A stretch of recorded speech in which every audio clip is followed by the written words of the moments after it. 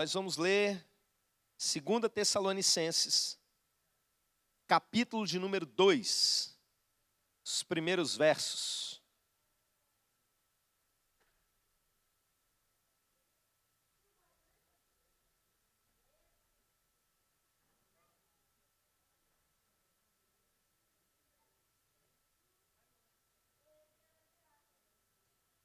Enquanto os irmãos vão abrindo, deixa eu dar uma palavra aqui a respeito do jejum que nós estamos fazendo.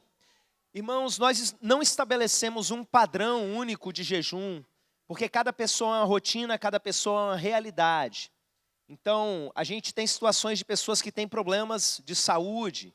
O irmão me falou, eu já fiz bariátrica, não posso fazer dessa forma. Eu descobri um irmão que estava fazendo jejum e trabalhando de pedreiro, virando maceira de cimento e no jejum só na água. Irmãos, cuidado, tá bom? O jejum é bênção, mas a gente precisa zelar aí com o templo do Espírito Santo, que somos nós. Amém? Mas não desanimem, adapte o seu jejum, mas não pare. Vamos nos consagrar intensamente, são dias importantes para a gente fazer isso. Abriram aí as suas Bíblias, 2 Tessalonicenses, capítulo 2, lemos a partir do verso 1. Irmãos, no que diz respeito à vinda de nosso Senhor Jesus Cristo e à nossa reunião com Ele, nós vos exortamos a que não vos demovais da vossa mente com facilidade, nem vos perturbeis, quer por espírito, quer por palavra, quer por epístola, como se procedesse de nós, supondo tenha chegado o dia do Senhor. Ninguém, de nenhum modo, vos engane, porque isso não acontecerá sem que primeiro venha a apostasia e seja revelado o homem da iniquidade, o filho da perdição, o qual se opõe e se levanta contra tudo o que se chama Deus ou é objeto de culto, a ponto de assentar-se no santuário de Deus, ostentando-se como se fosse o próprio Deus. Não vos recordais de que ainda convosco eu costumava dizer-vos essas coisas, e agora sabeis o que o detém, para que ele seja revelado somente em ocasião própria. Com efeito, o mistério da iniquidade já opera, e aguarda somente que seja afastado aquele que agora o detém. Então será de fato revelado o iníquo, a quem o Senhor Jesus matará com o sopro da sua boca e o destruirá pela manifestação de sua vinda. Ora, o aparecimento do iníquo é segundo a eficácia de Satanás, com todo o poder e sinais e prodígios da mentira, e com todo o engano de injustiça aos que perecem, porque não acolheram o amor da verdade para serem salvos.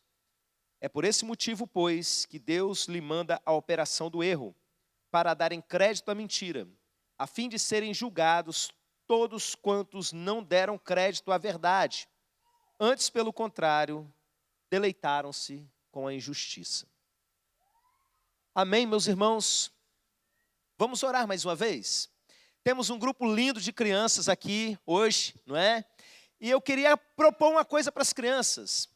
Queria pedir às irmãs da dança que a gente fizesse o seguinte, sentasse um adulto e uma criança, para que ficasse assim, intercalado. Vamos lá? Jussiel nos ajude aí, que conhece pelo nome. Aqui também, só tia Patrícia trocar de lugar com o Felipe, tio Cláudio trocar de lugar com o André. E esses adultos vão estar orando por essas crianças no decorrer do culto. Falta mais 2 adultos aqui. Amém. Tragam as crianças para a igreja, meus irmãos. Elas são bênção. Elas não são perturbação. Elas não são um atrapalho para você assistir o culto. Falta só mais um aqui, ó. Trocar de lugar, de repente. Isso. Um adulto vai estar sempre orando por você agora, tá bom, crianças? Durante todo o culto. Amém? Vamos orar? Fechem seus olhos e peçam para Deus falar especificamente com você nessa noite.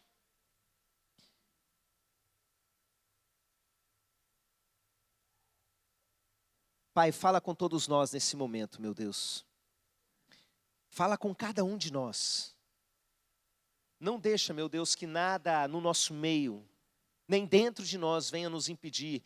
Tira toda a distração, meu Pai. A minha oração é que até as crianças menorzinhas recebam algo do Senhor, que o Senhor vai derramar nessa noite. Em nome de Jesus. Amém. Amém. Irmãos, hoje nós vamos falar sobre os tempos que nós vamos enfrentar. E eu não quero aqui que você pense, deixa eu tirar esse óleo daqui antes que eu chute ele lá embaixo. Eu não quero que você pense que eu vou começar aqui a fazer algumas profecias. Pode ser que eu até faça, não sei. Eu estou totalmente entregue aqui na mão de Deus para aquilo que Ele quiser. Mas olha só, existem profecias registradas na palavra de Deus a respeito daquilo que nos aguarda. E cada vez mais a gente vai percebendo que esses dias estão se aproximando. E eu acredito, meus irmãos, com muita convicção, que essa temporada espiritual que nós entramos há uns 2 anos atrás, é um tempo em que algumas dessas coisas que nós lemos, elas já começam a se cumprir. Há uns 2 anos atrás, mais ou menos, eu cheguei de uma viagem, participei de um congresso e lá Deus me falou muito forte que a temporada espiritual tinha mudado. E nós passamos um ano em preparação com o Senhor nos dizendo que Ele não tolerava mais certas coisas. E uma reviravolta começou a acontecer a nível de mundo. E eu quero dizer para vocês que a Bíblia quer que a gente tenha entendimento sobre o período que antecede a vinda de Jesus e sobre a vinda do próprio Jesus. O apóstolo Paulo escreve aqui a uma igreja que estava sendo bombardeada por bobagens. E ele começa a dizer, olha, não deixa ninguém enrolar vocês não. Não deixa ninguém vir contar lorota sobre o fim dos tempos. As coisas não são desse jeito que eles estão falando. Guarda tudo aquilo que eu falei para vocês. Guarda tudo aquilo que vocês ouviram. Porque tem gente até mandando carta falsa para falar a respeito do fim, do período do fim, da volta do nosso Senhor Jesus. Irmãos, essas coisas já aconteciam desde lá da igreja primitiva e continuam acontecendo até os dias de hoje. Gente falando lorota, gente falando besteira. É importante a gente ter um entendimento disso, porque naquela época era carta, hoje é YouTube, hoje é Instagram e muitas outras maneiras. Há algum tempo atrás era livro. As pessoas escreviam as suas profetadas nos livros e iludiam um monte de gente com bobagens. Bobagens mesmo. Tem seitas imensas, meus irmãos, que existem nos dias de hoje, porque as pessoas acreditaram em bobagens que tinham sido escritas. E o apóstolo Paulo vai dizer para a gente aqui, não acreditem nessas coisas. Até por carta falsa, por qualquer coisa que as pessoas estejam falando. Alguns, ele diz aqui, né? Alguns estão falando que o nosso Senhor até já veio. Como assim? Eu li em outra passagem hoje que tinha gente lá na igreja de Éfeso dizendo que até os mortos já tinham ressuscitado. Como assim? E convencia as pessoas, não, isso aí é simbólico, isso aí é metafórico. Tem uma seita aqui muito forte em Nova Almeida que ela acredita que Jesus já veio, mas na verdade não manifestou e está escondido num lugar lá no céu e não sei o quê, uma confusão danada, meus irmãos. O apóstolo Paulo vem dizer, olha, eu quero que vocês entendam a respeito dessas coisas. Porque a gente sabe, meus irmãos, que vai ser de uma hora para outra. Amém? Eis que vem como um ladrão. Ou seja, não tem hora marcada. Qualquer um desses ao longo da história que ousou dizer uma data para a volta de Jesus, estava mentindo. Estava falando do seu próprio erro, do seu coração, ou falando por demônio mesmo. E vários desses líderes de seitas fizeram isso. A vinda de Jesus, nem o próprio Cristo na terra estava liberado para saber. Ao se fazer homem, se esvaziar da sua glória, ele estava limitado a esse conhecimento. Ele vai pegar de surpresa, meus irmãos. Entretanto, existem sinais. Existem sinais que antecedem. Entenda, Jesus não voltou ainda. Por quê? Porque algumas coisas precisam acontecer. O próprio Jesus falou muito a respeito disso. E no texto de hoje nós temos duas coisas que Paulo fala a respeito. Uma delas se chama apostasia, e é motivo central da mensagem de hoje. Nós somos o povo que vai lutar contra e que vai enfrentar. Vocês vão enfrentar esse ano essa coisa chamada apostasia. E a segunda coisa é a vinda do anticristo. Eu não vou me demorar muito nesse assunto, mas eu vou falar a respeito para os irmãos. O que é o anticristo? Eu acho engraçada essa expressão, porque a gente, né, Aleph, gosta muito de história de super-herói. Aí tem o Flash reverso, né? Tem o Superman, tem o bizarro, tem sempre alguém que é o contrário daquele. E na Bíblia tem o Cristo e tem o anticristo. E o anticristo é um homem que o espírito dele já existe antes. Olha que coisa sinistra. E esse cara se manifesta em um determinado momento da história para negar tudo aquilo que se chama Deus. É alguém que vai trazer uma descrença muito grande sobre a religião. É chamado de o homem da iniquidade. Alguém que vai ter uma autoridade muito grande sobre o mundo. E que vai se colocar no próprio lugar de Deus. E Paulo fala assim a respeito desse homem da iniquidade. Ainda não foi manifesto ao mundo porque existe aquilo que está segurando ele. Mas no momento que isso for retirado, ele vai surgir, ele vai se manifestar ao mundo. E as pessoas viram e falam assim, eu sei o que é isso aí o que está segurando é o Espírito Santo no mundo. Irmãos, o texto não está dizendo isso. A gente precisa tomar cuidado com o que é doutrina e fazer a diferença com o que é especulação. A gente pode especular à vontade, amém? Eu posso achar o que eu quiser, eu acho que é isso, eu acho que é aquilo, beleza. Mas pegar o nosso achismo, a nossa especulação e transformar em doutrina é uma coisa perigosa e tem muita gente fazendo isso. Porque a partir desse texto eles falam que o Espírito Santo vai ser retirado do mundo. E se o Espírito Santo vai ser retirado do mundo, como é que as pessoas vão se converter? Não vão poder mais se converter. Mas se as pessoas não vão se converter, onde é que vai estar a igreja? A igreja não vai estar. E começa aí um bagulho puxa o outro, sabe? Pode ser que seja isso? Pode ser, mas eu não posso bater o martelo e dizer que isso é doutrina, pelo amor de Deus, não está escrito isso. O que Paulo está dizendo é, quando eu tive aí, eu falei tudo isso para vocês. Então aquele negócio que eu falei, não tem? E ele não fala o que é. E a gente se deu mal, porque a gente não estava lá. O que ele falou está aqui, está registrado. Com isso aqui a gente pode trabalhar, amém? Então a gente não sabe que vai manifestar. E tem um detalhe, quem é que vai mandar o anticristo? Deus. Que? É castigo sobre a humanidade. O texto ali está dizendo isso com todas as letras. O filho da iniquidade vem para todos aqueles que amam a injustiça, para todos aqueles que não receberam o amor da verdade. O nosso Senhor Jesus, vocês não quiseram Jesus não? Então toma anticristo para vocês. Por quê? Líderes ruins, presta atenção nisso que eu vou falar, são juízo de Deus sobre o povo. Líderes ruins são juízo de Deus sobre o povo. E o anticristo não está diferente disso. Ele pode ser mandado pelo próprio Satanás, mas acima de tudo está Deus. É isso que o texto está dizendo para a gente. Castigo de Deus sobre o povo. É por isso que ele não vai enganar os escolhidos de Deus. É por isso, meus irmãos, que ele não tem poder para iludir os escolhidos do Senhor. Jesus disse, a gente vai ver isso daqui a pouco, texto que fala a respeito disso, que virão muitos se dizendo Cristo. Se possível fosse, enganaria até os escolhidos, mas não é possível. Sabe por quê? Porque isso é um castigo para aqueles que não quiseram Jesus. Nós estamos livres de acreditar no anticristo.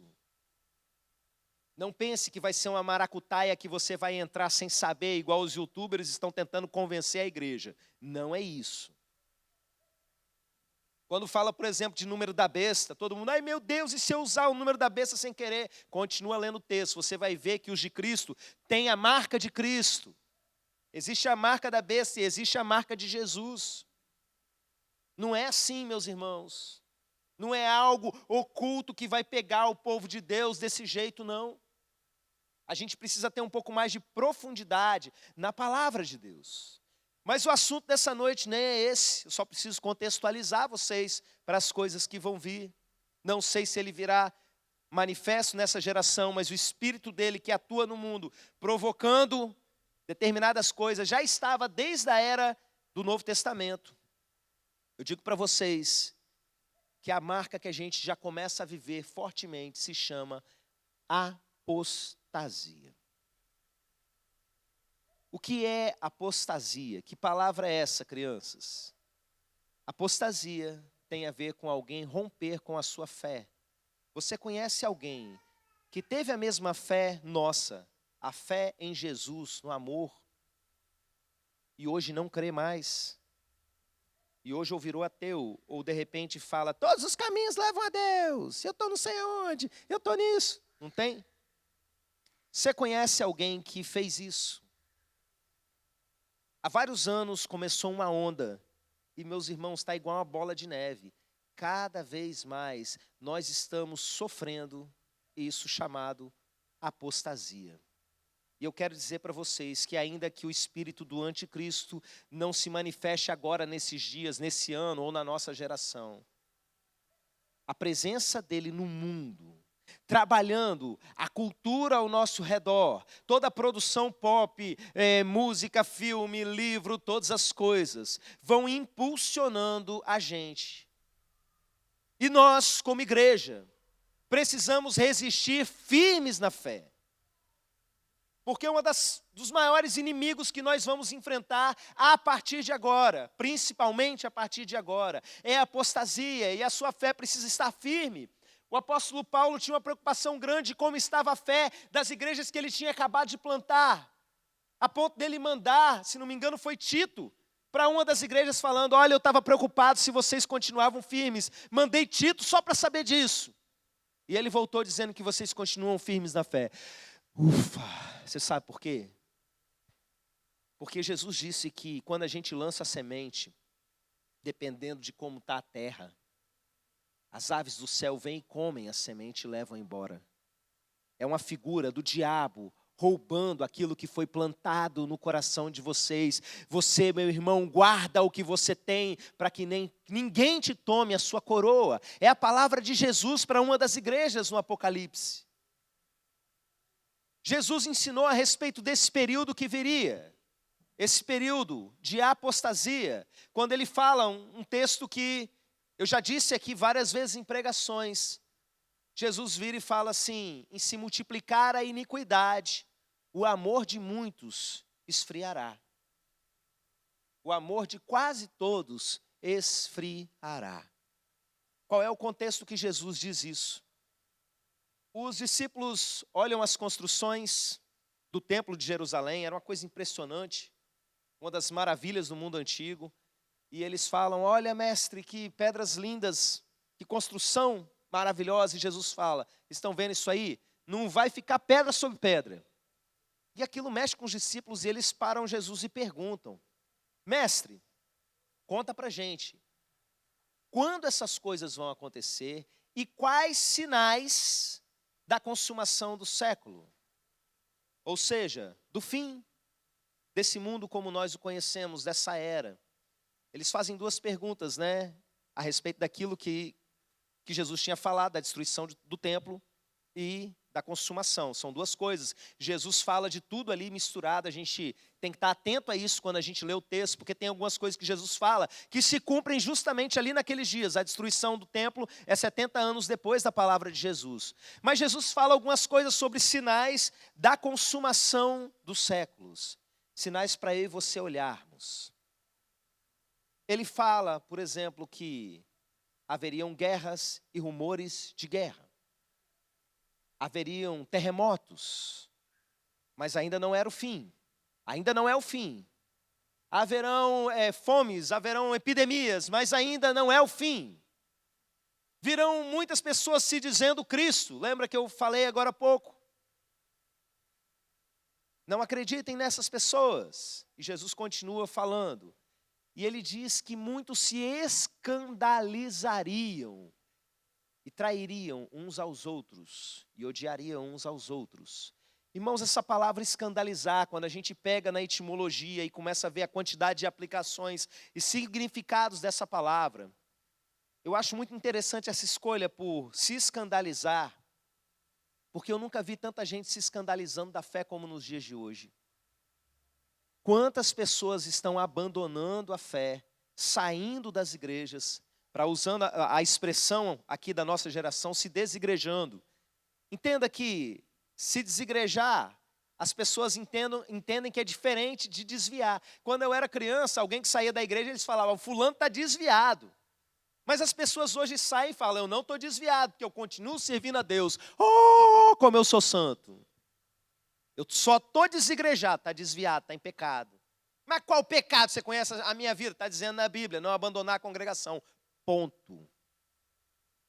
Pensa que pecado é só roubar, cheirar, prostituir, abandonar a congregação segundo a palavra de Deus, que continua viva e eficaz, é pecado.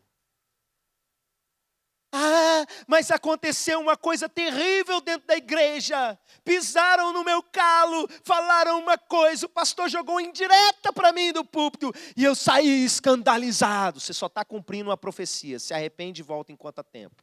Porque no fim dos tempos, muitos se escandalizariam. E traição dentro da igreja, oh, quantas vezes eu vi. E o ódio, ele vai se multiplicando, meus irmãos.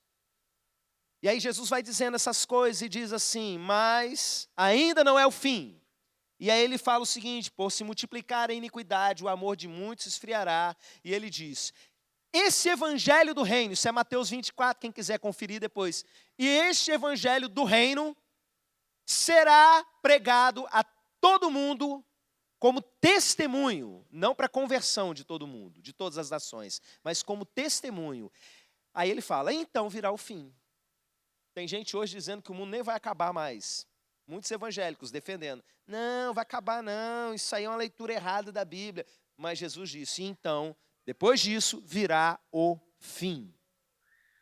Eu quero que você preste atenção nesse pedacinho que diz, por se multiplicar a iniquidade, o amor de muitos se esfriará. Esse pedaço é importante para a gente, que está já enfrentando o princípio da apostasia. O amor de muitos se esfriará. Eu citei isso ontem e disse como é uma coisa terrível a gente viver num mundo onde não há amor, onde o amor das pessoas começa a esfriar. E o que isso tem a ver com apostasia, meus irmãos? Eu vou dizer para vocês. Eu aprendi, meus irmãos, ao longo da vida e na palavra de Deus, que o maior inimigo da fé não é a incredulidade. Você sabe qual é o maior inimigo da fé? É a indiferença. É quando a pessoa para de sentir.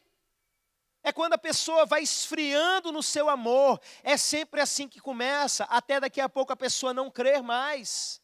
Eu acompanho pessoas que se tornaram ateias e que hoje estão assim, um pé lá, outro cá, pensando, tem dia que eu acredito em Deus, tem dia que eu não acredito em Deus. Sabe como tudo começou? Indiferença com relação às coisas de Deus.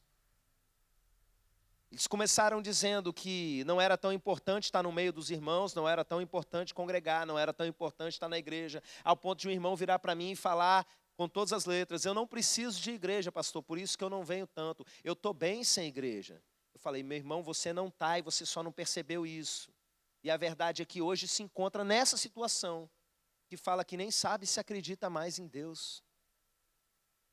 Um outro garoto que era bênção quando era criança aqui na nossa igreja, enchendo a cabeça de youtuber falando asneira mesmo na internet, mas com aparência de inteligência muito grande. Uau! Começa a desgostar das coisas da igreja e vai primeiro se tornando indiferente com relação ao seu irmão. O amor começa a esfriar. E aí o que acontece quando o amor se esfria?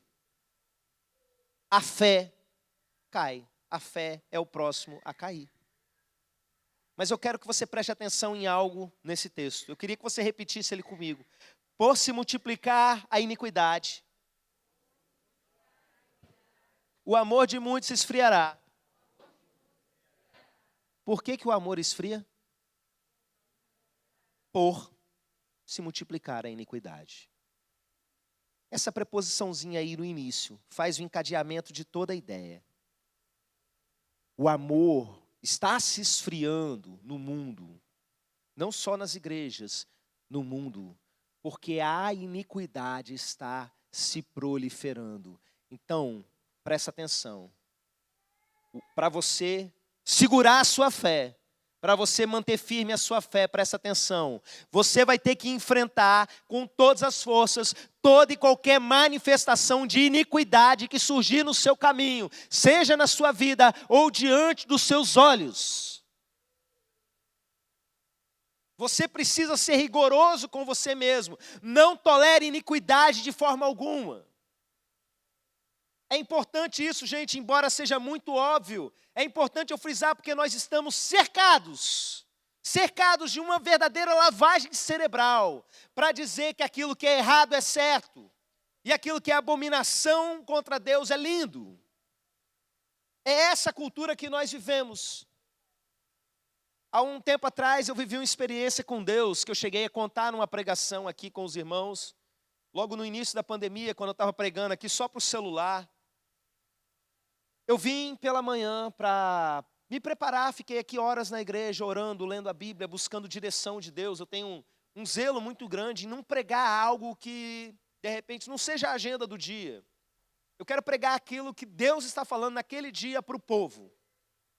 E eu fiquei aqui e Deus me mandava para um texto, Deus me mandava para outro. Até que por fim Ele me mandou ler o Salmo 101. E aí, meus irmãos, lendo o Salmo 101, deixa eu abrir o Salmo 101 para você entender o percurso que eu fiz.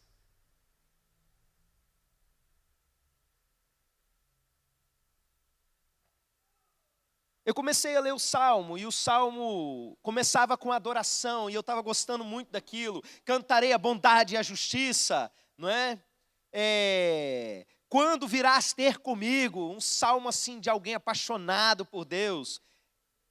Aí, de repente, eu li o seguinte versículo. Não porei coisa injusta diante dos meus olhos. Aborreço o proceder dos que se desviam, nada disso se me pegará. Irmãos, quando eu li, não porei coisa injusta diante dos meus olhos, eu parei. E eu vou falar para vocês por quê. Porque eu estava errado. Naquela semana, eu tinha assistido uma série muito boa. Maratonado a temporada, e quando chegou no último episódio, eu parei porque estava tarde, eu tinha que ir dormir. E no outro dia eu vim preparar a mensagem. Faltava só um episódio para eu terminar a temporada. E na hora que eu li no Salmo, não porei coisa injusta diante dos meus olhos, o Espírito Santo me falou, a série que você estava vendo.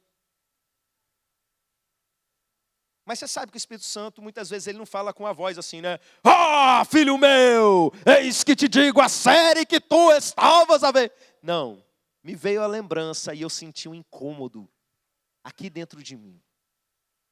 E o que eu fiz? Eu comecei a me justificar. Por quê? Porque a série era muito boa. Sabe aquela série bem feitinha, sabe?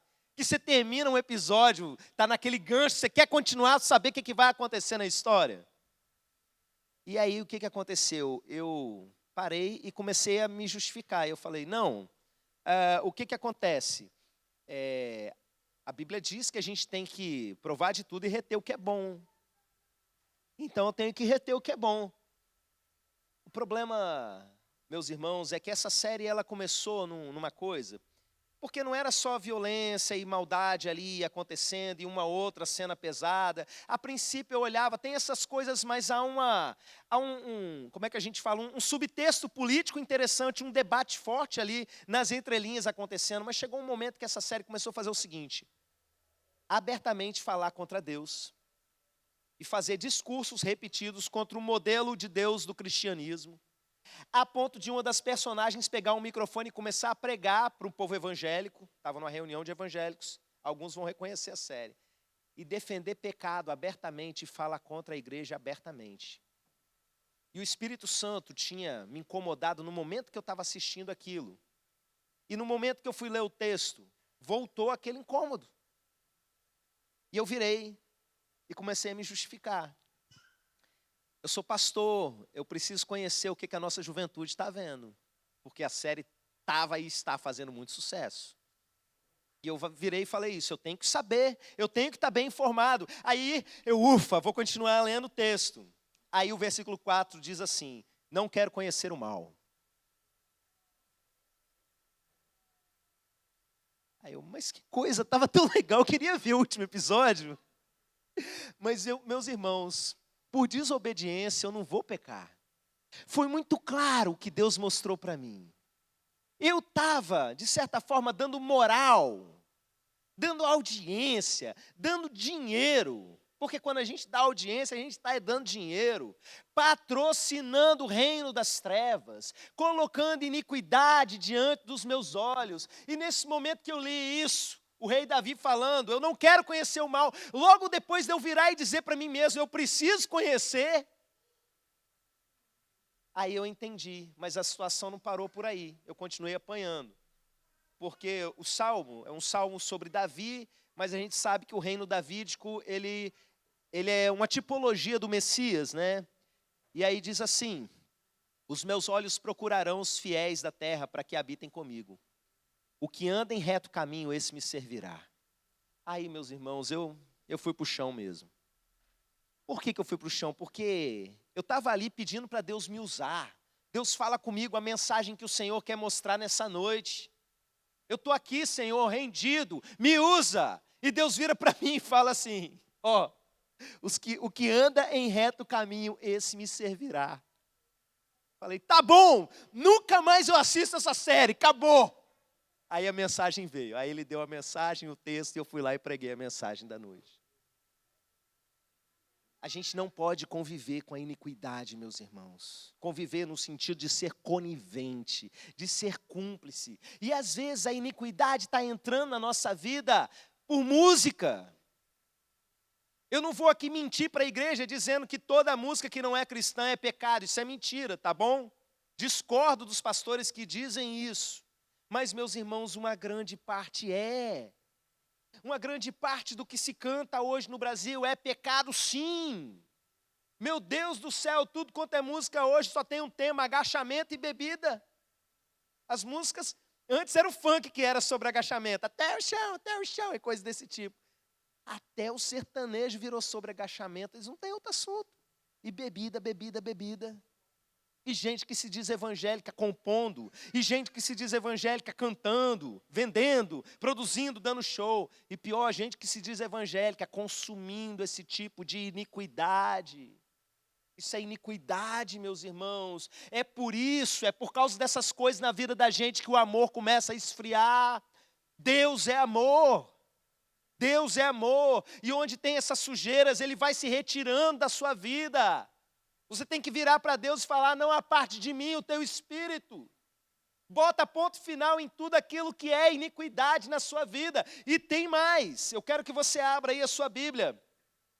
Em 2 Timóteo 3. Segundo, tá?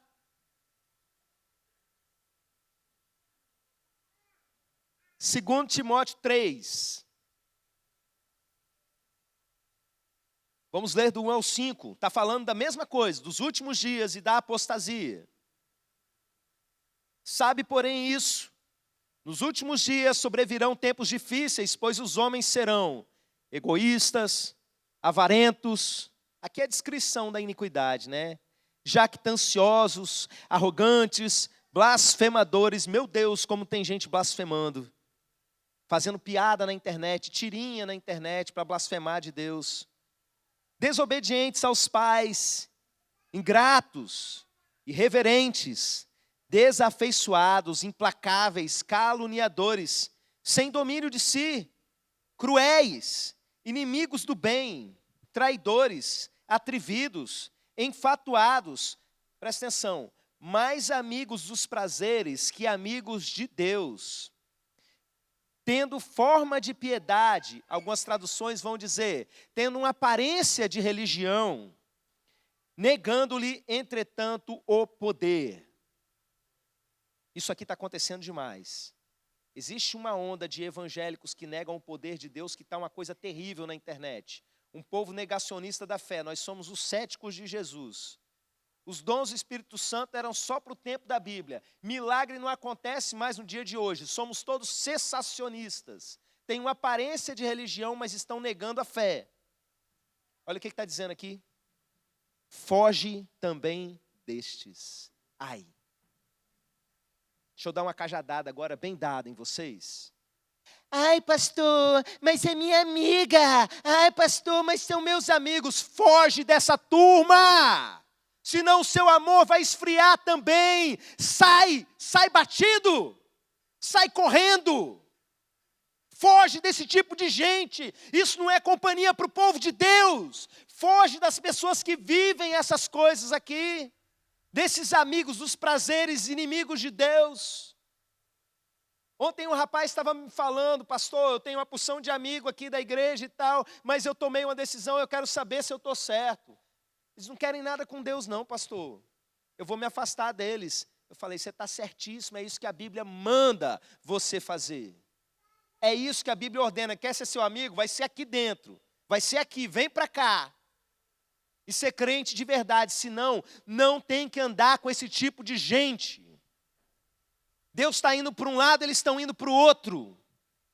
E se você começar a andar junto, a palavra de Deus diz que você se torna cúmplice dos seus erros. Não tenha essas pessoas dentro da sua casa. Não coma com essas pessoas, por mais que você as ame. Presta atenção, Deus também ama e ama muito mais do que você, mas está se retirando da vida delas. Porque é a escolha que elas estão fazendo. Você tem dúvida do que eu estou falando? Volta e lê aqui. Olha só, depois de fazer aquela lista toda. Negando-lhes, entretanto, o poder. Perdão, é o próximo. Foge também desses. Negando-lhes o poder, eu vou falar daqui a pouquinho. Foge também desses. Desses quem? Desses que estão aí praticando a iniquidade, meus irmãos. Tem gente que, como se não bastasse ser amigo de gente iníqua, entrega o coração para gente iníqua. Casa com gente iníqua, faz aquilo que a Bíblia manda não fazer, e vai colher consequências disso. Lute contra a iniquidade, não só com aquela que você de repente anda praticando, mas aquela que é colocada diante dos seus olhos, e aquela que as pessoas que estão com você se afaste. Pastor, eu trabalho com gente assim, ok. Não tenha comunhão com pessoas que fazem o mal. Não tenha comunhão com pessoas que se afastam da presença de Deus.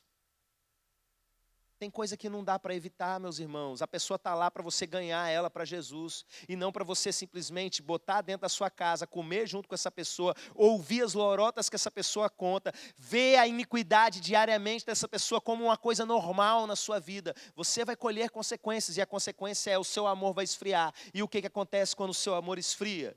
Abra sua Bíblia aí em Lucas 18. Texto muito conhecido, mas a gente precisa contextualizar. Por isso eu quero que você leia.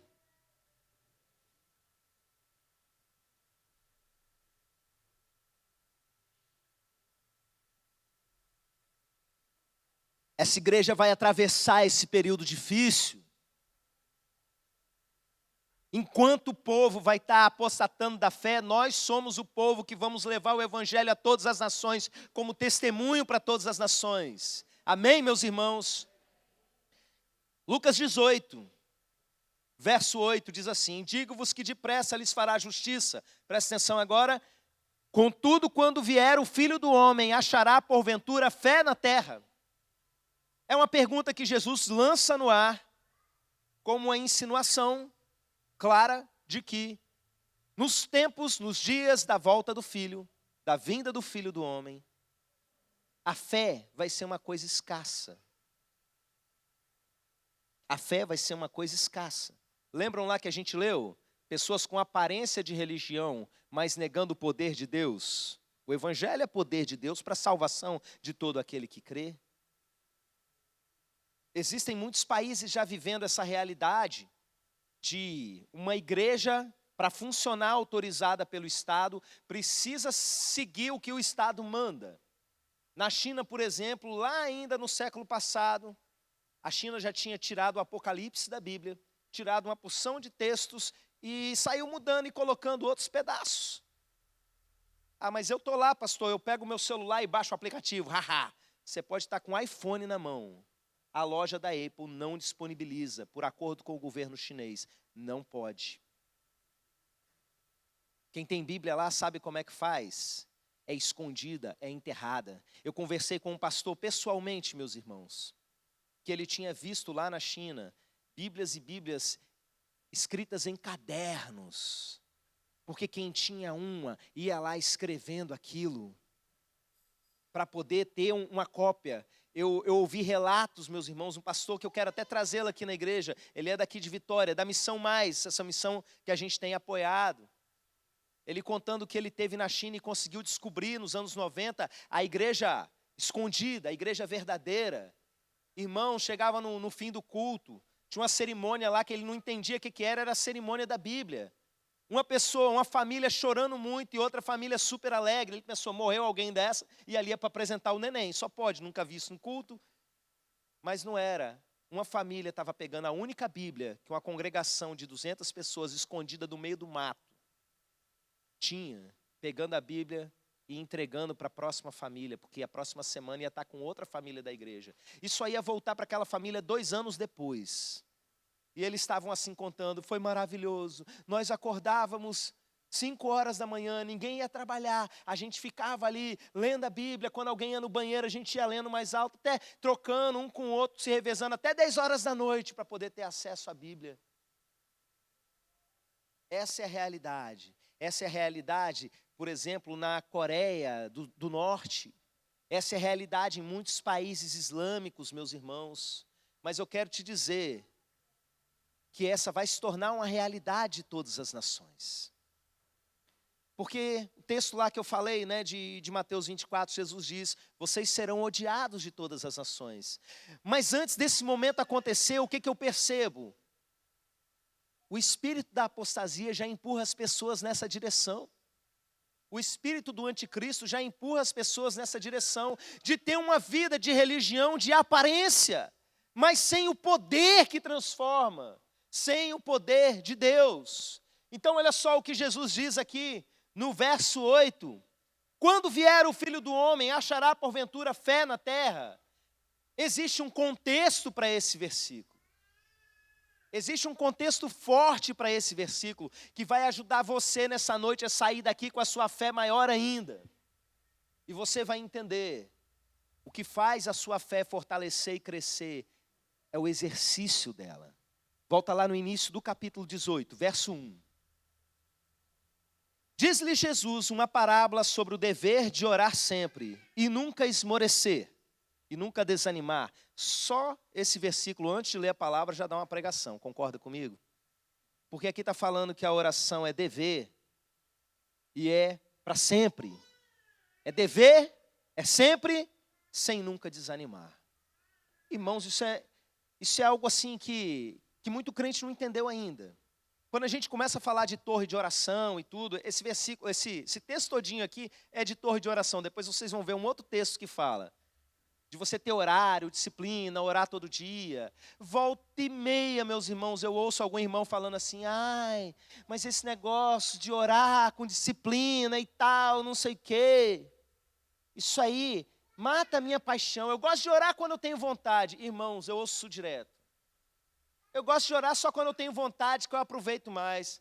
Irmão, se você for orar quando você tem vontade, quando é que você vai orar? Orar quando a gente está 100% avivado, com o coração pegando fogo, é uma delícia. Mas oração nem sempre é delícia. Oração é dever. Sempre. Sem desanimar. É isso que a Bíblia ensina para a gente.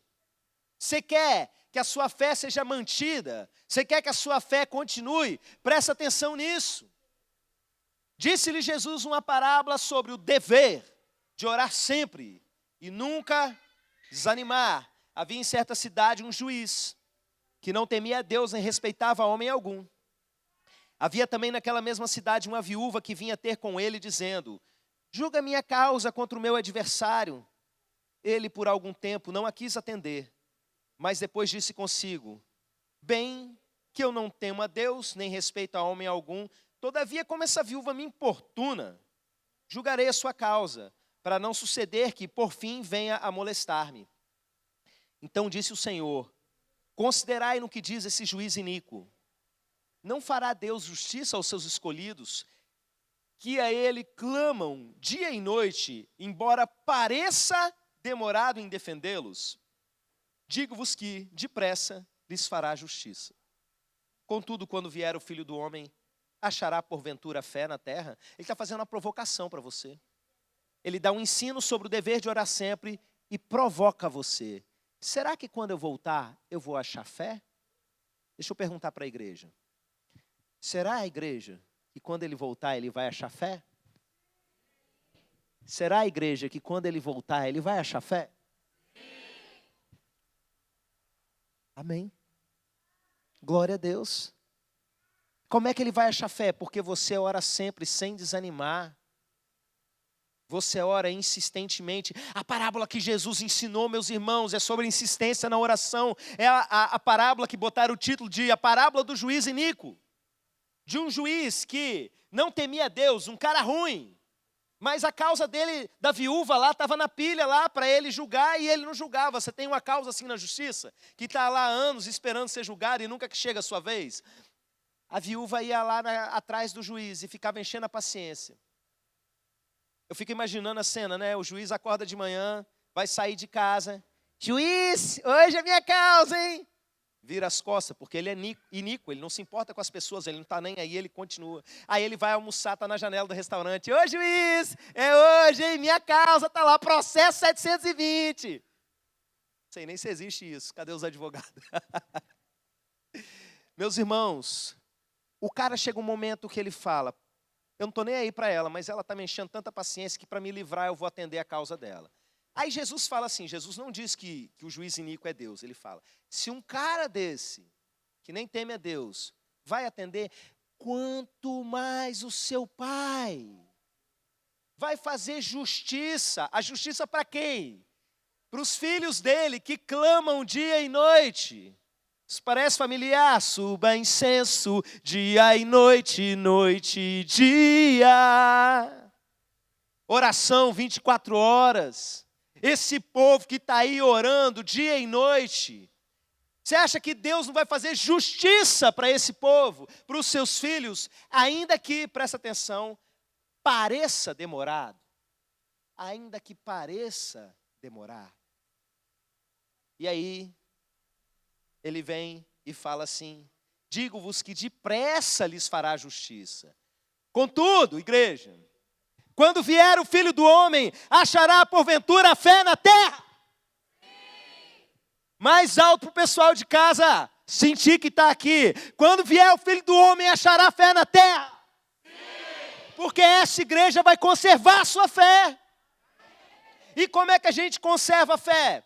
Lembra lá? Foge da iniquidade. Segunda coisa, exercita a sua fé. É isso que esse texto está dizendo, oração insistente. Mas eu pedi uma vez, não aconteceu, insista. Mas eu pedi 5 anos, não aconteceu. Insista com fé. Onde está a fé do povo? Irmãos, Deus tem falado muito no meu coração nesses dias a respeito de fé. Isso é uma coisa muito séria. Eu tenho falado nas outras mensagens, a gente lê na Bíblia e acredita pelas metades e por isso não pede com fé.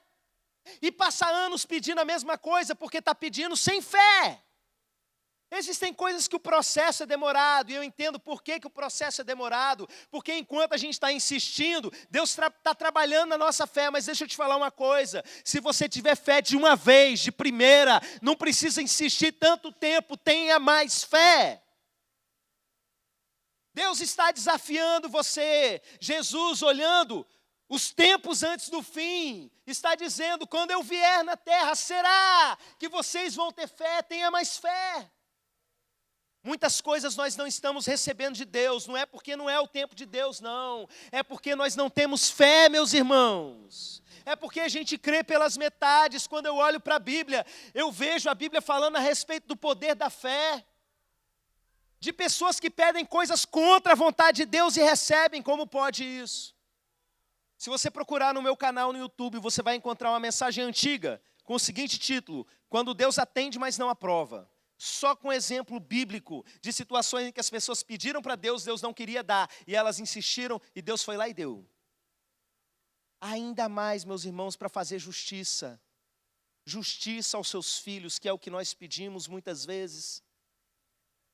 Irmãos, 1 Coríntios 13 fala, ainda que eu tivesse fé para falar para um monte sair de um lugar e ir para o outro, se eu não tivesse amor, eu, quê? Como assim? É um texto hipotético? É, mas é essa a realidade. Existem pessoas que têm uma fé tremenda, meus irmãos, e não têm o amor. Eu vejo igrejas totalmente desviadas, igrejas que roubam mesmo, que ficam ali para extorquir dinheiro das pessoas, mas pegaram tão puramente o conceito de fé e aplicam, e levam as pessoas a semearem a sua fé, porque fé é semente, é como um grão de mostarda, você semeia, então elas levam as pessoas a semearem, a usarem a sua fé e milagres acontecem ali. E às vezes aqueles que são filhos, estão orando e estão demorando, você sabe por quê? Cadê a fé na terra? Cadê a fé do povo? Você crê ou não crê que Deus faz? Você crê ou não crê que Ele é poderoso e Ele age mesmo? E que Ele pode sim te atender? Então olha só, a noite de hoje é para falar sobre a nossa fé. Sobre a fé que nós precisamos para atravessar o ano de 2022, sobre as coisas que nós vamos conquistar pela fé em 2022, sobre a fé guardada, a fé conservada em você. E nós vamos finalizar essa mensagem com você exercitando a sua fé. E o que você vai pedir? Justiça. Você vai pedir coisas que você sonha, que você deseja. Não é errado fazer isso não, igreja. O nosso foco aqui como igreja, na sala de oração, tem sido a gente orar pelas nossas coisas comunitárias. Os alvos que nós vamos conquistar. Oramos hoje pela construção do galpão aqui atrás, pelos projetos sociais, oramos pela nossa sala de oração, mas presta atenção. Tem coisas que você está clamando dia e noite diante de Deus, que são conquistas que você tem para a sua vida, para a sua família. Isso também é reino de Deus e não é errado você pedir essas coisas. A Bíblia ensina que aquelas coisas que estão deixando você ansioso, é para você apresentá-las diante de Deus. Não é errado você buscar as coisas que você precisa, é justo. E depressa Ele fará justiça. Se tiver fé na terra. Porventura, quando vier o Filho do Homem, achará fé aqui nessa igreja. Se coloca de pé, igreja. Vem para cá, Ministério de Louvor. A gente vai fazer uma coisa. Primeiro a gente vai cantar um cântico exaltando a grandeza e o poder do nosso Deus, porque o nosso Deus é poderoso. E a sua fé vai ser ativada durante esse momento. E ao final desse tempo, o que é que você vai fazer? Você vai colocar algo diante de Deus com fé em oração, e isso vai acontecer. Só não vai acontecer se for um caso, meus irmãos. Se for contra a vontade de Deus, nós não queremos. Ele pode fazer, se você pedir e insistir, contra a vontade dele. Mas nós aprendemos com o nosso mestre a dizer, seja feita a tua vontade e não a nossa. Eu não quero para a minha vida algo que Deus fala que não é bom para mim. Mas eu acredito, meus irmãos, que esses casos são tão a exceção. Tão exceção para quem está buscando a presença de Deus, como vocês que estão aqui hoje. Vocês vão pedir as coisas que vocês querem conquistar nesse ano. Como exercício de fé, a sua fé vai ser fortalecida sim. Jesus diz que quer que a sua alegria seja completa, sabe como? Pedindo em nome dEle e vendo a resposta chegar, e vendo as coisas acontecerem. Creia, insista. Talvez você já receba agora nesse momento. Talvez você receba amanhã, porque você vai voltar a pedir amanhã. Talvez você receba na sexta. Eu tenho convicção, meus irmãos, que muitas coisas estão rompendo nessa semana. Eu vivi experiência na minha vida pessoal hoje, de barreiras que caíram, e eu tenho certeza, é porque nós estamos nos quebrando em jejum e buscando a presença do Senhor. Isso vai acontecer na sua vida. Vamos adorar a Deus, vamos exaltar aquele que é grande e poderoso, o grande eu sou.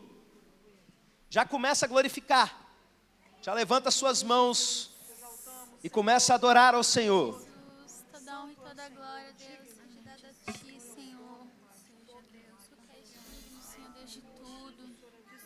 Senhor, maiores que os nossos, Senhor. Deus, Senhor dos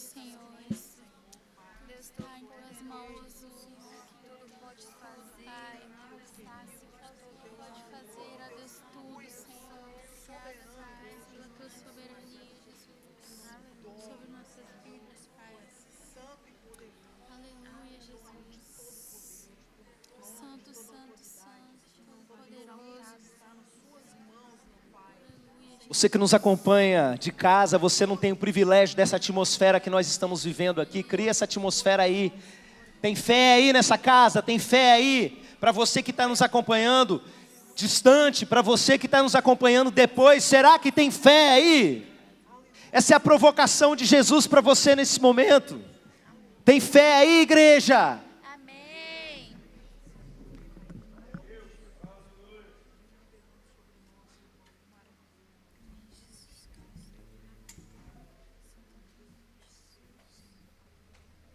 Aleluia, Jesus. Glória a Deus. Aleluia, Jesus. Santo, santo, santo é o Senhor. Aleluia, Jesus. Tu és digno, Senhor Deus de toda a honra.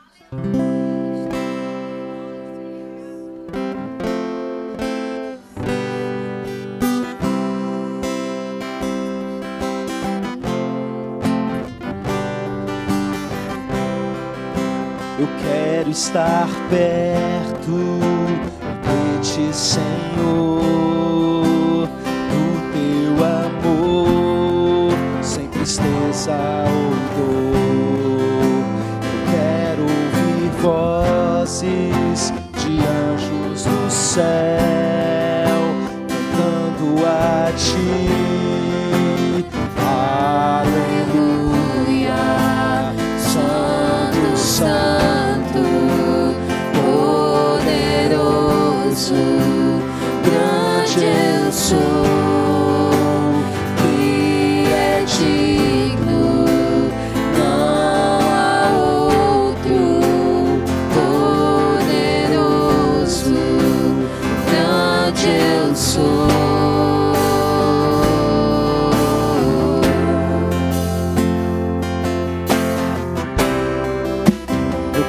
Estar perto, estar ao teu lado, amando ao pecador, mas não ao pecado. Quero ver ossos secos voltando a viver, cantando a Ti.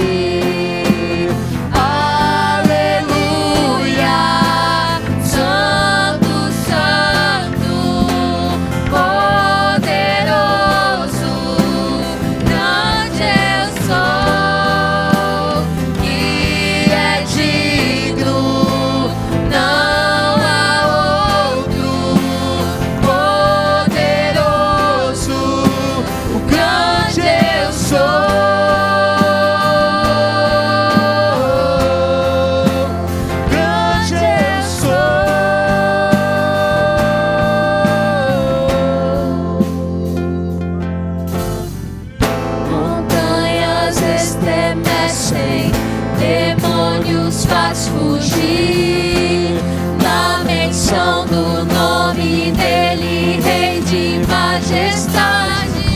Não há poder no inferno que possa resistir diante da presença e do poder do grande eu sou, o grande eu sou, grande eu sou.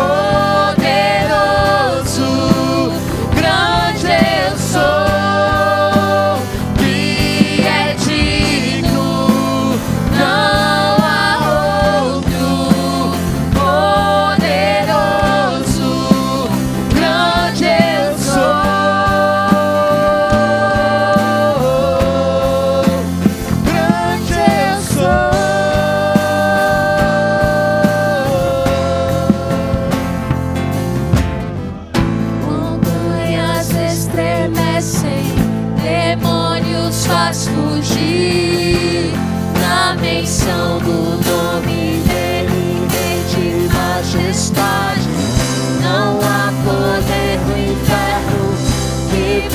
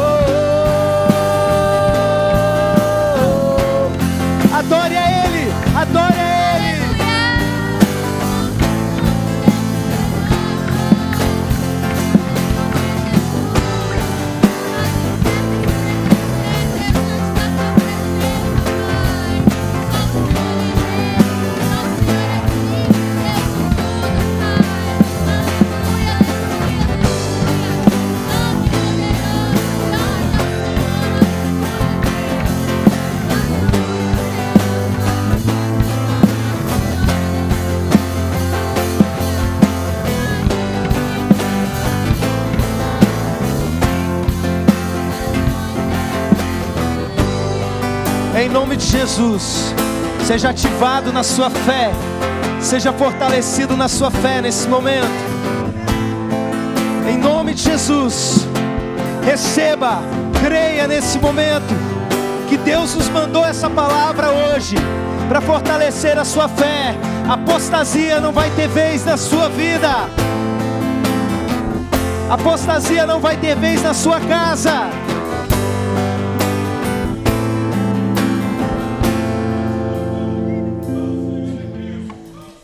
Nesse momento você vai se apresentar diante do Senhor como filho, e vai apresentar a Ele algo que você quer romper nesse momento. Talvez seja algo que você está pedindo há muito tempo. Eu quero que você ore nesse momento com toda a fé. Creia, creia, deposite a sua fé nisso. Deposite a sua fé nisso. Senhor, nós cremos que o Senhor é poderoso para fazer muito mais, abundantemente, além de tudo aquilo que nós pedimos ou pensamos. Ouça o clamor do teu povo, Senhor. Vire o seu rosto para ouvir o clamor dessa igreja. A fé aqui, Senhor. A fé no Senhor. A fé em Cristo Jesus. Nós estamos firmes na fé. Temos pregado o teu evangelho, Senhor. Temos vivido o teu evangelho, Senhor. Nós cremos em tudo que a tua palavra diz a teu respeito e ao nosso respeito. O Senhor é o nosso Pai, nós somos os filhos, e apresentamos a ti, Senhor. Apresentamos as nossas angústias, apresentamos os nossos medos, apresentamos os nossos sonhos. Vem, Senhor, atenda, meu Pai.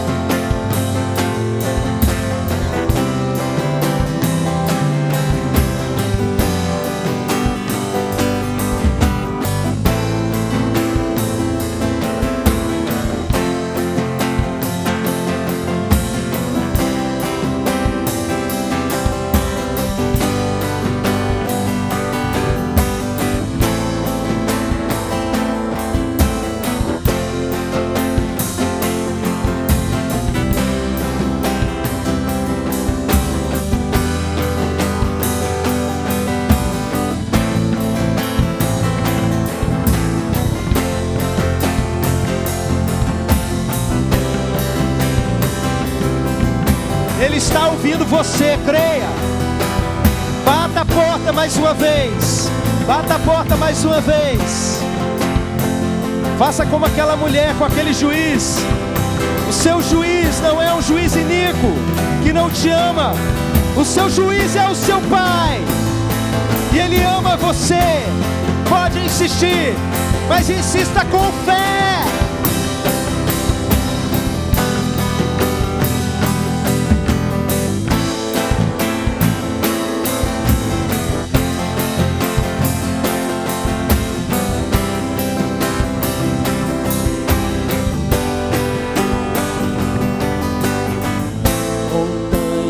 Estremecem, demônios faz fugir na menção do nome dele, Rei de majestade.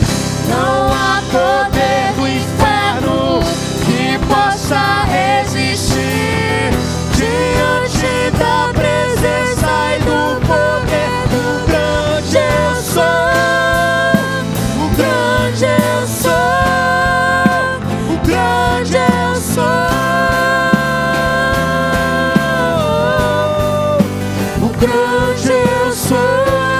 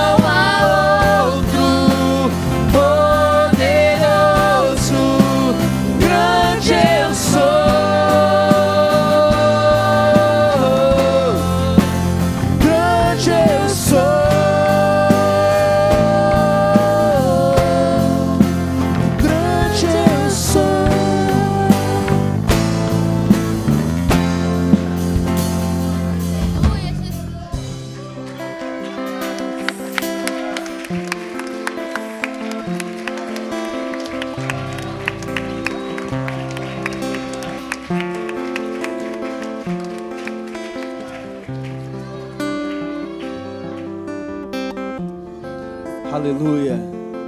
A igreja pode se sentar.